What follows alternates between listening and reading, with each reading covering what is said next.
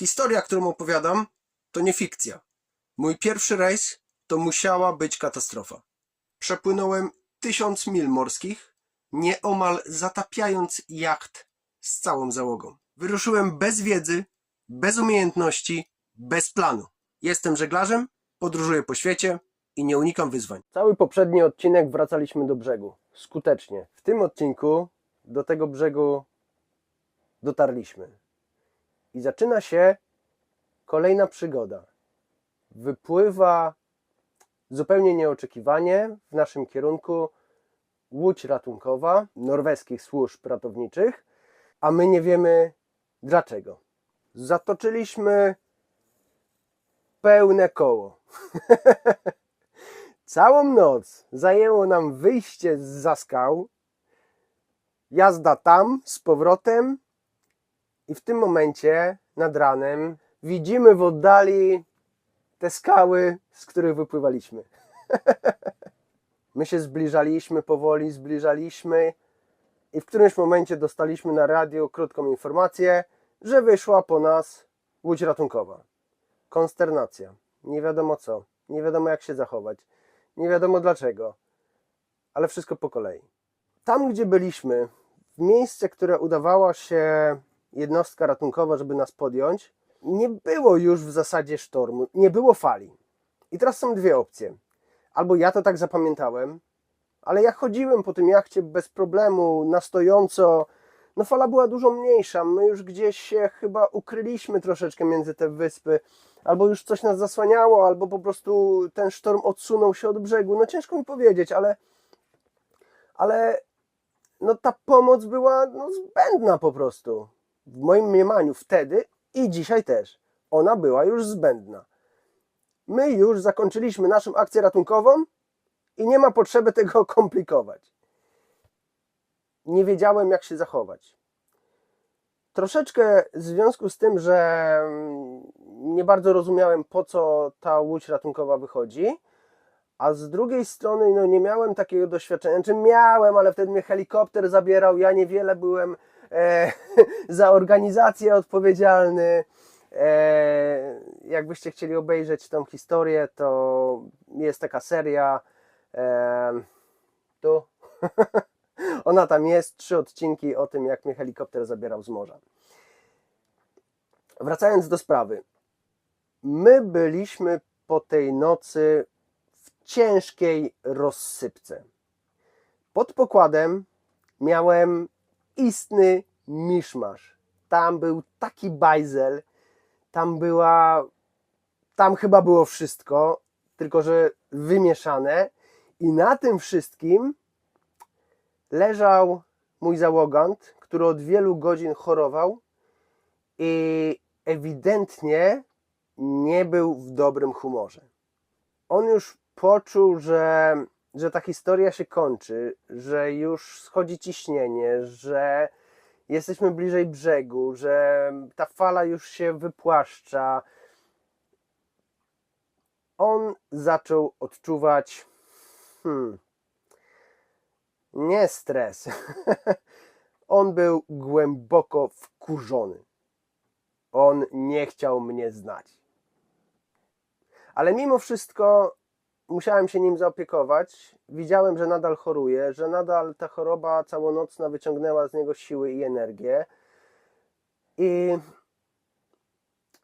kiedy już wiedziałem, że idą po nas służby i nie bardzo wiem po co, raz jeszcze dodam, bo to była największa konkluzja. Cokolwiek chciałem zaplanować, ale ja nie wiem, co oni chcą. Dobra, to przygotujemy coś, ale ja nie wiem, czy oni chcą, żebym ja to przygotowywał. O co chodzi? O co chodzi? Powiedziałem temu załogantowi, słuchaj, chorujesz, nie wiem, jak to tutaj wszystko wygląda, jakie oni mają procedury. Słuchaj, ubierzemy cię w kombinezon ratunkowy, termiczny, chorujesz, jeszcze twoje ruchy nie są takie najpewniejsze. Gdyby chcieli cię podjąć, to chciałbym, żebyś był bezpieczny w tym skafandrze. Skafander ratunkowy to jest taki twór, który zakłada się, szczelnie zamyka i w nim można wiele, wiele godzin nawet w lodowatej wodzie przetrwać. Jest szczelny, suchy, To jest taka indywidualna tratwa ratunkowa w zasadzie. Ubraliśmy mu go. Dlaczego się śmieję w tak poważnej sytuacji? Mam takie 3 skafandry ratunkowe na łódce. One są ogromne, nie pasują na nikogo, rękawy wiszą dotąd, nogawki wiszą tyle poniżej stopy. Jak my go ubraliśmy, to nieważne od sytuacji, nieważne, choćbym był na skraju śmierci, to po prostu popadłbym w jakiś euforyczny śmiech. Gościu wyglądał w nim jak taki niewydarzony teletubiś. Po prostu pokładaliśmy się, nie miało znaczenia sytuacja, tam płyną po nas, jakaś akcja ratunkowa, o co tu chodzi, zapach diesla się unosi wszędzie. Jak gościa ubraliśmy w ten skafander i go zobaczyliśmy i zaczęliśmy obserwować, jak on się przemieszcza z koi do zejściówki, wszyscy leżeliśmy, chyba razem z nim, on też się chyba śmiał, wyglądał tragicznie. Kolejna sprawa. Brałem pod uwagę różne opcje i naprawdę zakładałem, że skoro jadą po nas służby, to będą chcieli nas ewakuować. I znowu nie rozumiałem dlaczego, bo tu jest płasko, jest ładnie, w zasadzie tu nic nam nie grozi, wywalczyliśmy sobie drogę do życia przez całą noc, a teraz mają nam pomóc? Dziękuję za taką pomoc. Ale musiałem się jako dowódca jednostki właściwie przygotować i zacząłem analizować, co robić. Brałem pod uwagę taką możliwość, że będą oczekiwać od nas ewakuacji i że będą naciskać na to, żeby ewakuować załogę. Podjąłem już decyzję zawczasu, wiedziałem, że tego najbardziej chorego załoganta faktycznie oddam. Jeżeli taka decyzja ze strony służby padnie, oddam go. Drugi załogant był w dobrym stanie, ale to, że na zewnątrz wyglądał dobrze, nie mogłem wtedy stwierdzić, że dobrze czuje się psychicznie. Zdecydowałem, że on podejmie decyzję sam za siebie. Jako dorosła, pełnoprawna osoba fizyczna, sam zdecyduje. Ja natomiast w żadnym wypadku, wiedzieliście, nie? Ja w żadnym wypadku nie dam się ściągnąć z Gauzdala. On jest po tej nocy bardzo zmęczony. On jest mocno nadwyrężony. Ja jestem w równie beznadziejnym stanie jak moja łódka. Ale zarówno ze zmęczonego człowieka i ze sfatygowanego jachtu można jeszcze bardzo dużo wyciągnąć. Ja nie zamierzałem zejść z pokładu i choćby miały mnie z tego tytułu jakiekolwiek konsekwencje, wtedy nie wiedziałem po prostu, nie wiedziałem. Ale gdyby jakieś konsekwencje miały mnie z tego tytułu dotyczyć, to i tak zostałbym na jachcie. Nie zszedłbym. Taką podjąłem decyzję. Ostatnia faza przygotowań przed przybyciem posiłków. Ja sam upewniłem się, że jestem odpowiednio ubrany, przygotowany. Włożyłem za pazuchę dokumenty, a do kieszeni przenośnie radio. Upewniłem się, że nadaje i odbiera we właściwym kanale. Ja się nauczyłem czegoś, bardzo cenna nauka. Raz jeszcze obejrzałem się wewnątrz, jak to wszystko tu wygląda i czułem, że bardziej gotowy na to spotkanie nie będę. Kończąc przygotowania, usłyszałem z kokpitu: mamy gości! Wyszedłem, wychyliłem się. Jaki piękny obraz, nie ma znaczenia w jakiej jesteś sytuacji, jak podchodzi do ciebie jednostka ratownicza, katamaran, żółciutki, piękny, nowiutki, karbonowy, tak się chyba to mówi, no z karbonu, to chyba karbonowy, nie? I zaczął jak rekin, słuchajcie, opływać nasz jacht dookoła, powolutku. To wyglądało wcale nie, że jakby miał płynąć przodem, tylko on miał w ogóle 8 silników sterująco-napędowych, bo my poszliśmy zwiedzać, ale nie znowu spoiler, chciałem powiedzieć, że pójdziemy zwiedzać. I powiedziałem, że pójdziemy zwiedzać. Opływał nas tak jakby na ręcznym, pooglądał sobie nas z każdej strony I no super widok, no coś pięknego. I słyszymy, krzyczy ten załogant chory ze środka: macie przygotować się, bo podadzą cumę holującą, macie ją dobrze uwiązać. On słyszał po prostu, co na radio mówili, a te moje podręczne, nie pamiętam, albo byłem tak zafascynowany widokiem, albo jednak coś nie włączyłem. On wypłynął z tych skał, z tych czeluści, w które nie chcieliśmy w nocy z powrotem trafić. Wiem, że miał ogromny reflektor, potężny, jak słońce. Jak on świecił w naszym kierunku, to nie było widać łódki, tylko takie żarzące, pulsujące światło, jakby małe słoneczko jechało do nas. No, niesamowity sprzęt. Kiedy dotarli, kiedy zbieraliśmy się w sobie, by podjąć działania, jakie narzuciły nam służby ratunkowe, w mojej głowie nie przestawało buczeć. Po co? Po co oni przyjechali? Był taki czas, nie powiem, tam w nocy, wcześniej, na otwartym morzu, był taki czas, że gdyby podali mi cumę, to ja bym wpław do niej płynął tylko po to, żeby wyciągnąć, żeby zaczepić gałzdala i żeby uratować moją załogę. Wpław bym popłynął, bym się w ogóle nie zastanawiał, gdyby oni nie trafili za pierwszym razem. Gdyby tam na morzu oni przypłynęli i stali obok nas i żebym miał tylko świadomość, że i tak muszę walczyć, żeby dopłynąć, ale mam asekurację w razie czego, w razie niepowodzenia, królestwo bym oddał. Znaczy nie na tyle, żeby po nich zadzwonić, ale byłoby to niesamowite wsparcie i pomoc. A teraz? Dlaczego? Ja to powtarzam nie tylko dlatego, że się zaciąłem, ale dlatego, że to jest bardzo ważne i dlatego, że wtedy zaczynały się rodzić też takie myśli bardziej, no zacząłem myśleć, a jeżeli my narozrabialiśmy, a jeżeli my włożyliśmy kij w mrowisko, a jeżeli to ja spowodowałem wielką akcję ratunkową, gdzie wszystkie statki mnie szukały, a to wszystko kosztuje, a kto za to zapłaci? Takie powolutku, bardziej świadome, mniej przygodowe, a bardziej realne myśli się zaczęły pojawiać. Tak to wtedy wyglądało, bo my tej pomocy nie potrzebowaliśmy, ale narozrabialiśmy. Wolę mówić rozrabialiśmy niż rozrabiałem. To jest, jednak byliśmy tam w trójkę, prawda? To ja też nie chcę im odejmować udziału, bo jednak sporo mieli. Pomagali mi. Mniejsza z tymi przemyśleniami. Co ma być, to będzie i miałem się bardzo szybko tego dowiedzieć. Katamaran ustawił się dziobem do naszej lewej burty. Podpłynął bliziutko, nie na metry, na centymetry. Jednak jakaś tam fala była. Ja to pamiętam, jakby to było płaskie jezioro. Ja chyba przestawiłem swój poziom postrzegania rzeczywistości. W momencie, jak w nocy wszystko się przewraca ze strony na stronę, to jak się dzieje tylko tak, to wygląda, jakbym stał na betonowej płycie na lądzie.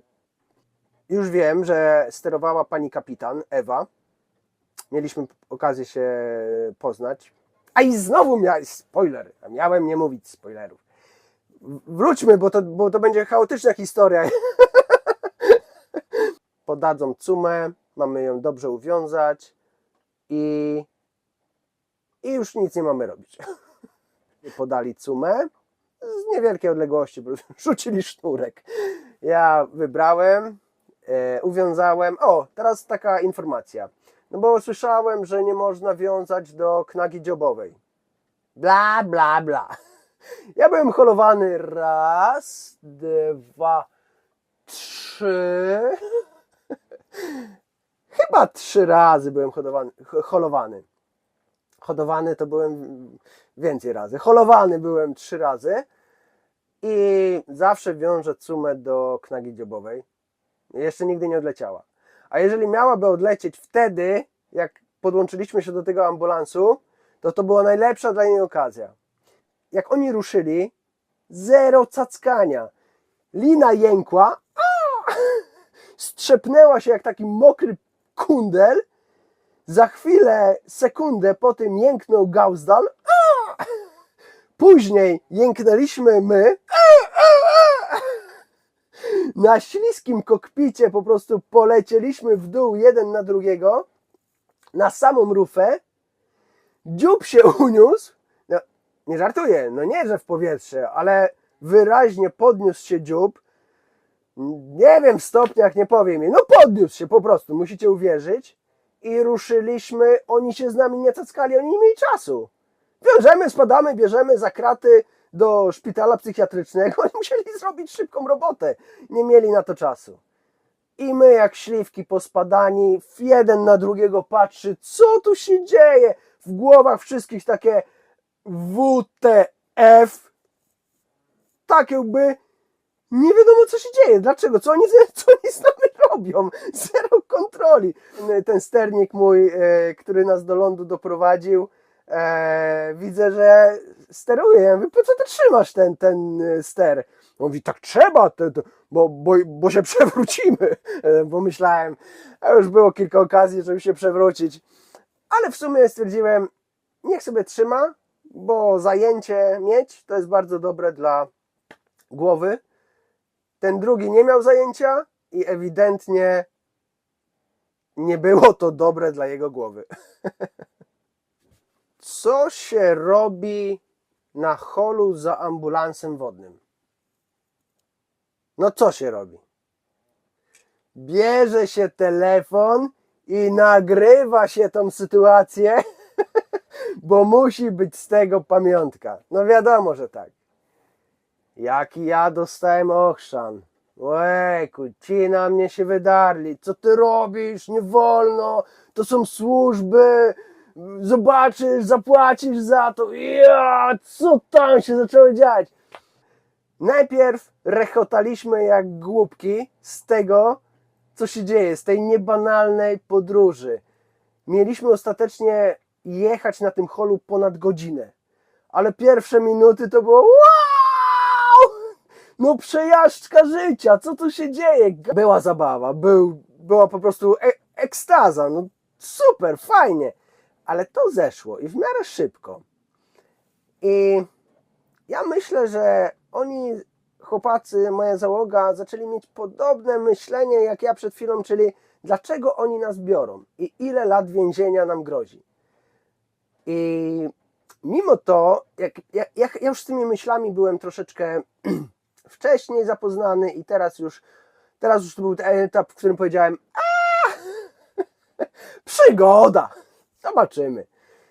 Natomiast w ich głowach właśnie chyba zaczął się rodzić ten niepokój i zabawa zabawą, ale jakby ciężar niewiedzy i ciężar tej niepewności odciskał na załodze piękno. Odciskał na załodze piętno. Ja chwyciłem za aparat i zacząłem nagrywać, no bo to naprawdę, no musi być pamiątka. I dostałem, nie wolno, daj tam gadacie głupoty, co tam nie wolno. Nawet widziałem, wyszedł ratownik na rufę, żeby zobaczyć, ocenić naszą sytuację. Ja nagrywam, on pomachał, wszystko gra. Ale już ten klimat u nas na jachcie bardzo się popsuł. I chłopacy w taki... Szczególnie jeden, ten chorujący, popadał w coraz głębszy nastrój takiej, nie wiem jak to się nazywa, ale w zły nastrój. Jeszcze parę godzin temu byliśmy nastawieni na ciągłą walkę, na rozwiązywanie problemów, na radzenie sobie z nimi i jak łatwo jest wam, wydaje mi się, zrozumieć, wtedy, i co ja podkreślałem wielokrotnie, tam nie było miejsca na lament, na przemyślenia. Było tylko działanie, adrenalina, akcja, reakcja. Teraz, kiedy byliśmy na holu, ciągnięci nie wiadomo gdzie, pozbawieni możliwości działania, gdzie udawaliśmy się w zasadzie niechętnie i też bez świadomości, gdzie skończy się ta fajna przejażdżka, to było jak wyjście z nadświetlnej. Fokus na działanie, bardzo ukierunkowane myśli, jeden kierunek działania i nagle otwarta przestrzeń, mnóstwo możliwości. To, co było za nami, już nie ma znaczenia. Teraz jest mnóstwo ludzi, są przepisy, są regulacje. Jesteśmy w świecie, którego nie znaliśmy, nie znamy, nie wiemy co dalej. To bardzo zadziałało źle na morale.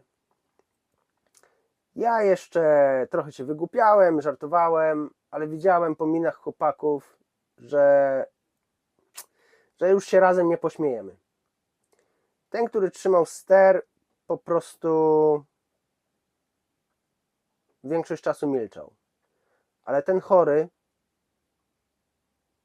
nie bardzo. Nie pamiętam słów, bo nie chodzi o słowa. Chodzi o jakiś przekaz. Wtedy dostałem od tego załoganta mnóstwo ciężkich, bolesnych, twardych, mocnych słów, wzgardy do mnie. Padło dużo słów. O mojej braku odpowiedzialności, o mojej niewiedzy, o wszystkim. Naprawdę nie pamiętam słów. Bo nie chodziło o to, żeby je zapamiętać. Ja sam się nie broniłem. Pozwoliłem mu mówić. Był wściekły, był załamany, zły. I wylewał z siebie cały żal, jaki trzymał tej nocy w sobie. Ale nie tylko żal. Wylewał cały strach, który nagromadził. A ja nie potrzebowałem wiele czasu, żeby zrozumieć, że muszę mu na to pozwolić. Że muszę mu pozwolić obrażać się, mówić, wieszać na mnie najgorsze słowa, psy. Nie ma znaczenia. On musiał po prostu opróżnić głowę z tych myśli. I ja mu na to pozwoliłem. Mówił dużo i mówił długo. Straszył konsekwencjami. No, to był słowotok, ale bardzo ciężki. Ale wtedy wiedziałem, że moją rolą jest wysłuchać go i pozwolić mu się wylać na mnie. Pamiętam, że kiedy skończył, dotarła do mnie pewna myśl, że on już nie może z nami dalej płynąć. Dla jasności, nie chodziło o to, że ja powiedziałem: o dobra, skoro ty tak mówisz, to ja cię nie chcę. Nie. Ja widziałem w jego oczach strach. Nie było tego strachu w nocy, ale nad ranem, kiedy wszystko się uspokoiło, jego oczy, jego spojrzenie było jakby zaklęte w jakimś bursztynie, w jakimś kamieniu. Było zimne, chłodne. On tylko oddychał, jadł, mówił, ale tak jakby nie czuł. On był cały czas pogrążony w tych złych myślach, w tym, jak blisko był śmierci. On sobie dopiero to uświadomił, dopiero do niego to zaczęło krążyć po krwiobiegu. I ja poczułem wtedy, w zasadzie on sam powiedział, że on rezygnuje, że on chce się dostać na pierwsze lotnisko, że on wraca do domu, że on nie płynie z nami dalej. To wyszło od niego, ale z mojej strony było to jak najbardziej oczywiste.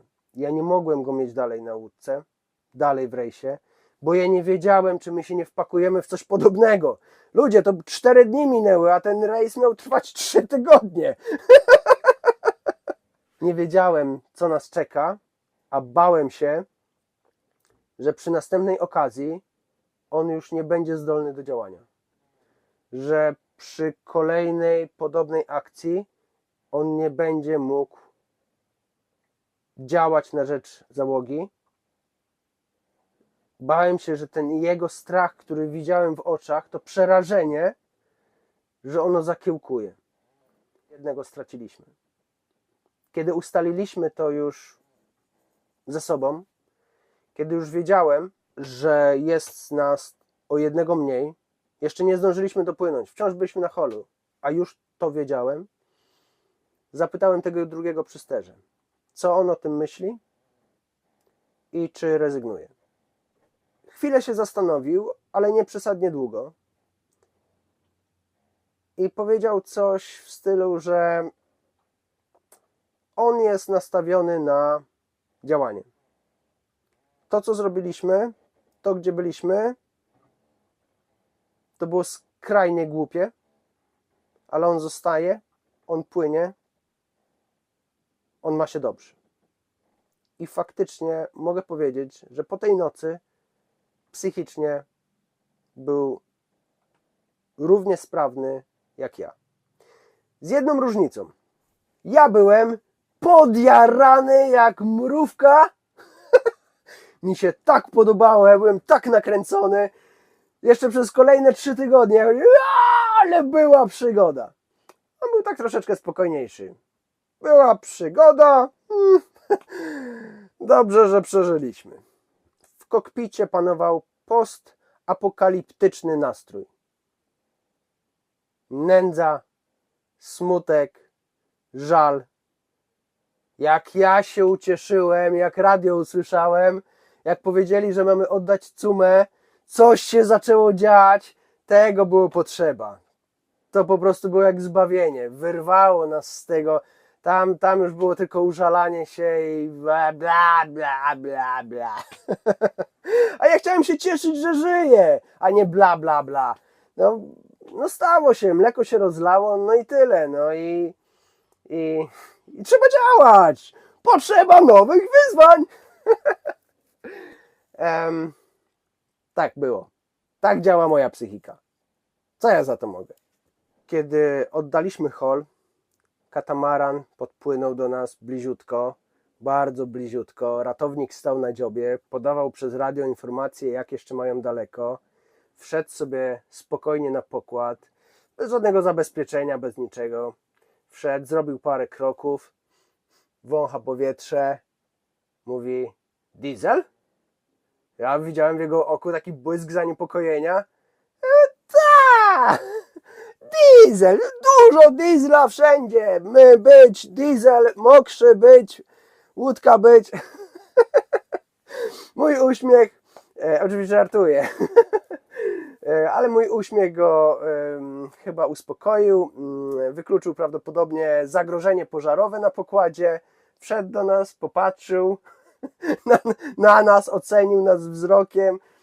To była taka przyspieszona wizyta lekarska, ocena. Wszyscy żywi, śmieją się, żyją, dobrze jest.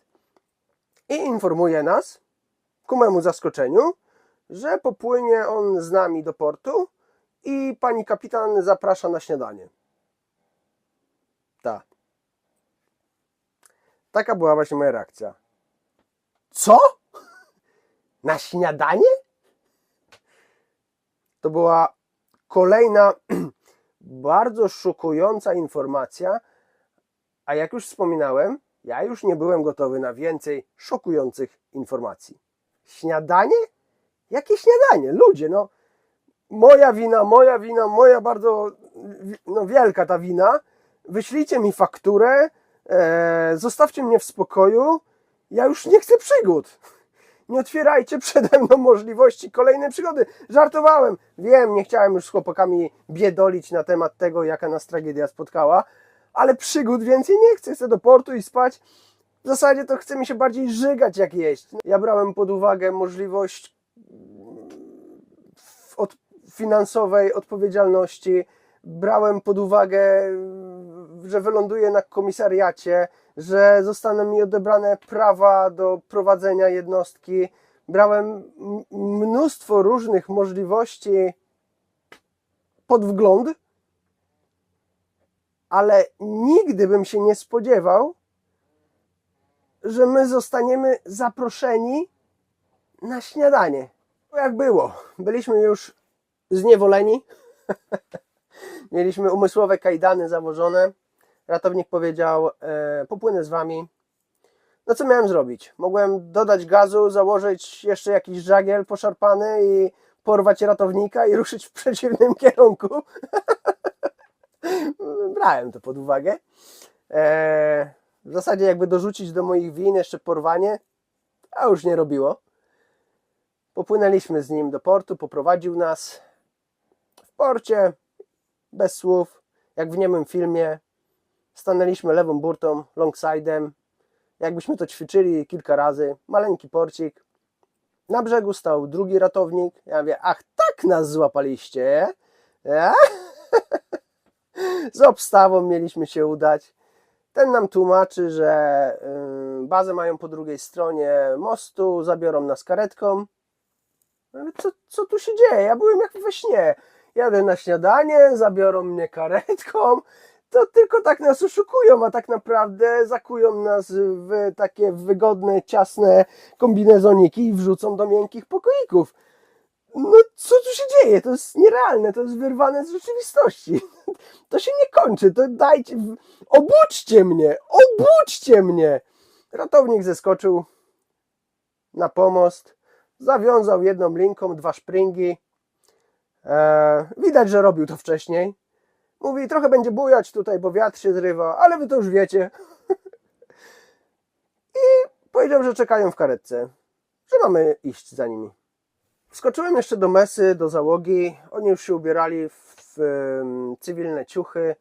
Ja też tam coś wciągnąłem. Ja mówię, jedziemy na śniadanie karetką. Wzruszenie ramion. Ich też już nic nie mogło zaskoczyć. Kolejne pytanie. Jesteście głodni? Z takim przekąsem mi odpowiedzieli burkliwie. Niespecjalnie. Wcale się nie dziwię. Ja też. To było ostatnie, o czym myślałem, żeby jeść. Ucieczka. To tak, to była myśl, która cały czas, ale nie, ratownik stali, oni nas nie zostawili, zrobili parę kroków i stali i czekali. To naprawdę była presja taka, tu się coś rozgrywa. Wychodzimy powoli, idziemy tym pomostem i słyszę za plecami, a co będzie na śniadanie? My, odpowiedziałem. Wspomniany wcześniej film o akcji ratunkowej na Bałtyku z udziałem helikoptera i moim znajdziecie tutaj. Miłego oglądania.